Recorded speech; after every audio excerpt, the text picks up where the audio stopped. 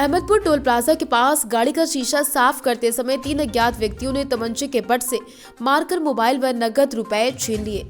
Truck से धक्का देकर ट्रक चालक से ट्रक की लूट को अंजाम दिया था। मैनुअल इंटेलिजेंस के जरिए बाराबंकी पुलिस ने विक्रम रावत, सुभाष कनौजिया को गिरफ्तार कर पूछताछ की तो पता चला कि अन्य सहयोगी यशवंत सिंह उर्फ बाबी व विशाल के साथ आर्थिक तंगी को दूर करने योजनाबद्ध तरीके से बीते 5 नवंबर को घटना को अंजाम दिया गया था। पकड़े जाने के डर से ट्रक को सतरिक नाका बाईपास के पास छोड़कर फरार हो गए थे।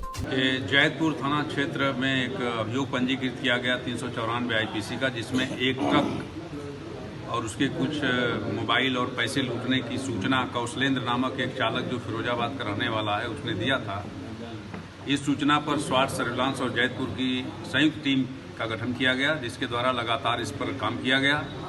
काम करने का रिजल्ट ये मिला कि इसके 2 अभियुक्त पकड़े गए, जिनके नाम क्रमशः विक्रम रावत और सुभाष कनौजिया हैं, जिसमें विक्रम रावत के ऊपर आधा दर्जन से अधिक अभियोग पंजीकृत हैं। ये रहने वाला बेसिकली जनपद लखनऊ का है। ये जगह जगह इस तरीके से अपराध करता है। कई अपराधों की जानकारी कई जगहों की मिली हुई है। इसके 2 और साथी हैं जो फरार हैं, जिसके गिरफ्तारी के लिए हमारी टीम लगी हुई है।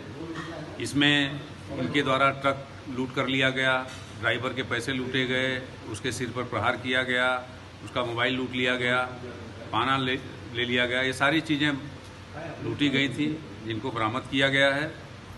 शेष 2 अभियुक्त शीघ्र ही गिरफ्तार होंगे।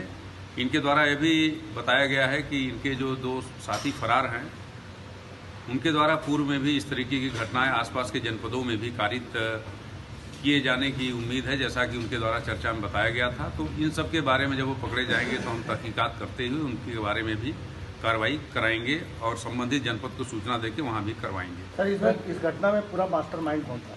इस पूरी घटना का जो मास्टरमाइंड है वो अभी उसकी गिरफ्तारी शेष है, लेकिन इसमें जो विक्रम रावत है इसकी भी भूमिका बहुत ही महत्वपूर्ण है।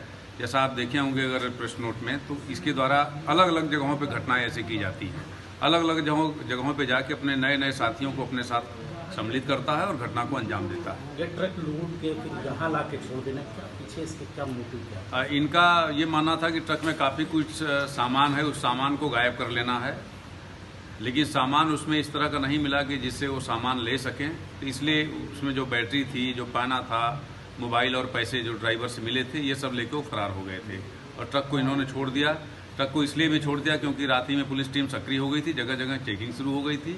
इनकी मजबूरी भी थी कि ट्रक को छोड़ के भागें। क्या मोडस ऑपरेंडी क्या इनकी है?